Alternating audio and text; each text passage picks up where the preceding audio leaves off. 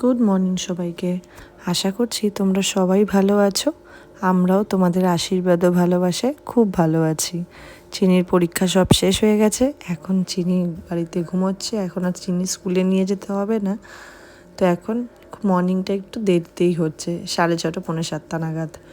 কিছুদিন ধরে দেখছি আমার ফলোয়ার্স খুব কমছে, কেন জানি না এটা হচ্ছে। আমি হয়তো তোমাদের কাছে পৌঁছতে পারছি না আমার কন্টেন্ট নিয়ে, বা তোমাদের হয়তো আমাকে পছন্দ হচ্ছে না।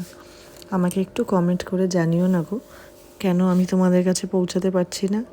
কিন্তু জানো, আমি থামবো না। আমি নতুন নতুন গল্প নিয়ে তোমাদের কাছে আসতেই থাকবো। আমার বিশ্বাস এক না একদিন তোমরা আমাকে ঠিক ভালোবাসবে। তোমাদের হৃদয়ে আমি নিশ্চয়ই জায়গা করে নিতে পারবো। পরিশ্রম করলে ঠিক ফল পাওয়া যায়, পরিশ্রম না করলে কি করে ফল পাবো বলো। যাই হোক, আজকে রান্না করছি মাটন। এই রেসিপিটা তোমাদের কেমন লাগলো আমাকে জানিও।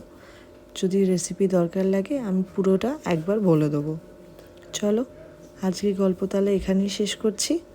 আশা করছি তোমাদের ভালো লাগবে। ভালো থেকো তোমরা।